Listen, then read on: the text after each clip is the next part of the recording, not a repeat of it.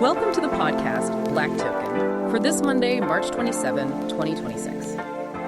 In this space for conversation and reflection, we explore current global events together, the stories you need to know. You can support this project via PayPal or through crypto by leaving a contribution in Bitcoin, Ethereum, or, if you prefer, Solana, now enabled. You can find the links and addresses in the description. Find US on your favorite platform: Spotify, Amazon Music, Apple Podcasts, TuneIn Radio, or YouTube. We are on almost every platform. Share our podcast with your friends. Wow, that is quite the lineup of platforms. Yeah, well, we want to be everywhere you are. So today we have a massive mission for this deep dive. Oh, absolutely. It's a wild one today. Right. We're unpacking a huge domino effect that is basically shaking the whole globe right now. I mean, we've got a stack of sources showing how the geopolitical conflict in the Middle East is, well, it's triggering this global macroeconomic shockwave. Yeah, and that shockwave is just directly crashing into cryptocurrency markets. It's brutal. It really is. Yeah. Now, really quick, before we jump into all of that, I need to make something super clear to you, the listener. Right, the disclaimer. Exactly.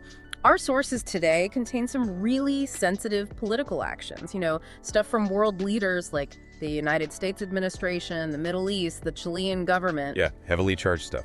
Very. And neither of us here is taking any political sides. We are just neutral analysts, okay? We're strictly reporting the facts from these sources to help you understand the big picture. Yeah, we're not endorsing any of it. We're just reading the data. Right. So my angle today is going to be the geopolitical side, the news, the human impact on the ground. And my angle is the money. I'll be translating how all these scary headlines are actually hitting global markets, and specifically, the crypto charts. Okay, let's start at the spark. The absolute epicenter of all this anxiety right now is the standoff between the United States and Iran. Yeah, the tension there is just off the charts. It is. So, breaking down the latest, President Donald Trump has actually delayed his ultimatum to attack Iran's electrical infrastructure. He pushed it to April 6th. April 6th, okay. Did you say why? Yeah, he claims the Iranians asked for more time. But meanwhile, the United States proposed this 15-point ceasefire plan, Right. and Iran completely countered it with a rigid 5-point plan. And Iranian state television, they're basically saying there will be no end to the attacks unless the United States recognizes Tehran's sovereignty over the Strait of Hormuz. Wow.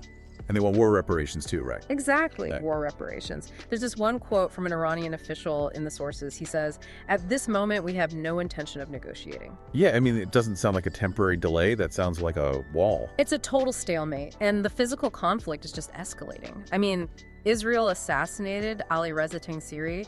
He's the IRGC Navy commander who they blame for mining the strait. Oh, wow. Yeah, and in retaliation, Iran is just firing waves of missiles, including cluster bombs at Tel Aviv and Haifa, while Israel is heavily bombing Hezbollah in Lebanon. The scale of that is just terrifying. It really is, and it's causing this crazy domestic ripple effect back in the United States. For the first time in a decade, Donald Trump is actually skipping CPAC. Wait, really? He's skipping CPAC? Yeah. Because of this crisis, it's totally dividing his MAGI base. You've got people wanting isolationism and others wanting, regime change. That's a massive shift in domestic politics. It is. But okay, let's unpack this, because the Strait of Hormuz is basically the jugular vein of the global economy, right? Oh, absolutely. So if the United States is holding off on military action, but the missiles are still flying, how exactly is the uncertainty around this one body of water, infecting the global markets so fast? Well, it's all about fear and energy. The fear of a closed strait has already pushed WTI crude oil to $97. $97, just on fear. Just on fear. Because the market prices in the worst case scenario instantly. And because of this massive energy spike, the OECD just drastically raised its inflation forecast for the G20 nations. Oh man, what's the new number? They're calling for 4% inflation. That's 1.2 points higher than expected. And for the United States specifically, they're projecting it to hit 4.2%. 4.2%. That's going to crush people. Right. And to see what that actually looks like on the ground, we have to look at Chile right now. Right, because they import so much energy. Exactly. President Jose Antonio Cast's government there just had to enact a $6 billion austerity plan.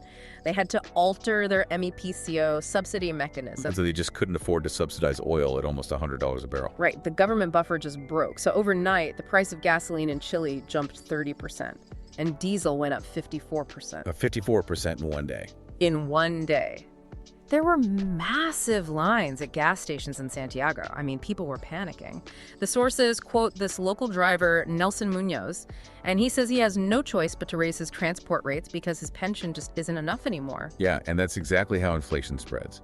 Nelson raises his rates, the cost of goods goes up, and boom, macroeconomic shockwave. Exactly. But it seems like traditional markets are panicking too. I mean, the S&P 500 just had its worst day since mid-January. Are investors just running to cash right now? Yeah, pretty much. Everyone is de-risking because of the macro fear. Okay, before we jump into what this means for crypto, I just want to quickly remind you, if you're finding this deep dive valuable, remember you're listening to Black Token. You can support our independent analysis via PayPal, and the details are in the description. So looking at the charts, when the S&P 500 bleeds and oil spikes, you'd usually think, okay, digital gold is going to be safe. You'd think that, yeah. But the crypto markets are taking a massive hit. A massive hit. I mean, Bitcoin dropped below $67,000. It hit a low of $66,201. Ouch. Yeah, and it lost that critical $70,000 resistance level. The total crypto market cap dropped to $2.37 trillion. And the liquidations were brutal. How bad were the liquidations? Nearly $400 million in long positions just wiped out across the broader crypto market. 400 million just vaporized. Yeah, but what's fascinating here is that geopolitics isn't the only thing dragging the price down. It's actually hitting this huge structural barrier right now. Wait, structural? What do you mean by that? There's a $14.16 billion options expiry happening on Deribit. 14 billion. With a B. With a B. Yeah. It's massive. And you have to look at the concept of max pain here. Okay, remind me, max pain is... It's the price level where option buyers lose the most money, right? Okay. And right now, max pain sits at $75,000. So because the spot price is so far below that, institutional market makers have to do what's called delta hedging. Right, delta hedging. Break that down for us in simple terms. Basically, they're constantly buying and selling the underlying asset to keep their huge portfolios neutral. So when the price drops, this hedging creates a sort of gravitational pull. It just continuously drags the market down and suppresses any upward momentum. Wow, so it's like a heavy anchor just holding the price underwater. Exactly. And on top of that, there's a huge crisis happening with the miners right now. According to the sources, the energy cost to mine just one Bitcoin is sitting around $88,000. $88,000 to mine one Bitcoin. Yeah.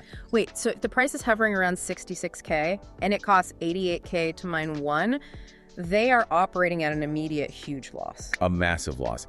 And because they have, loans and hardware costs to pay, they can't just turn the machines off. They have to immediately sell whatever they mine just to keep the lights on. That's crazy. So we have this macro panic from the Middle East. We have miners selling every day at a loss. We have a $14 billion options weight. Who in their right mind is actually holding the line here? Because the charts also show this bear flag pattern predicting a drop to $41,000. I know, the technicals look scary.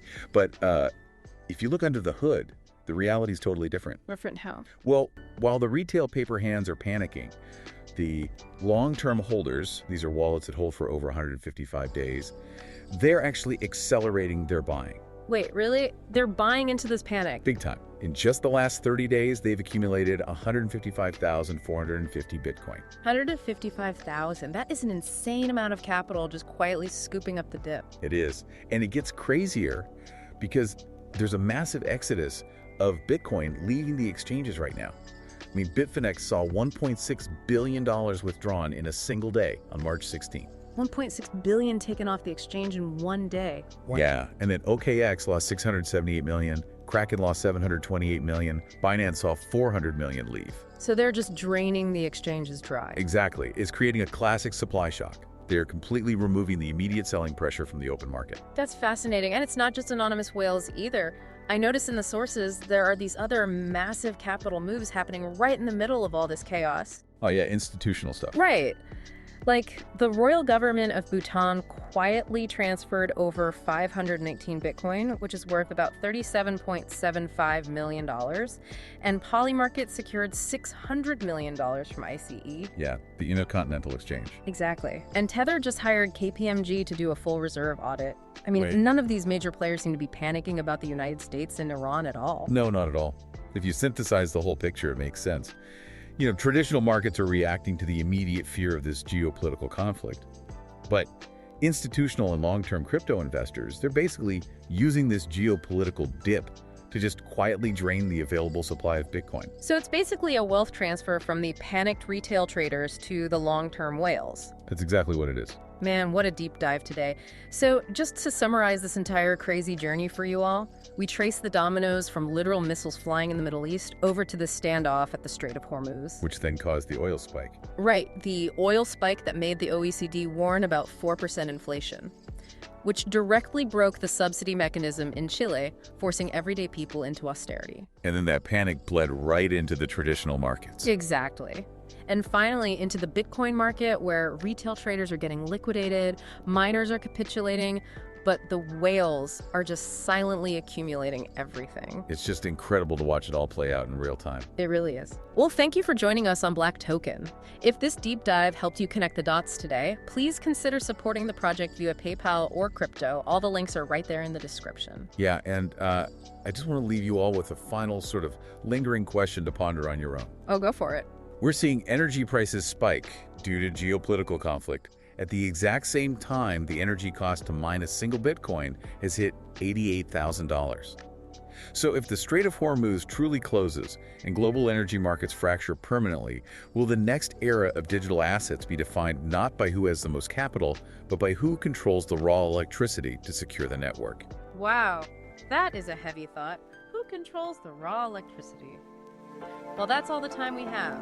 Keep questioning the narrative, and we will catch you on the next deep dive.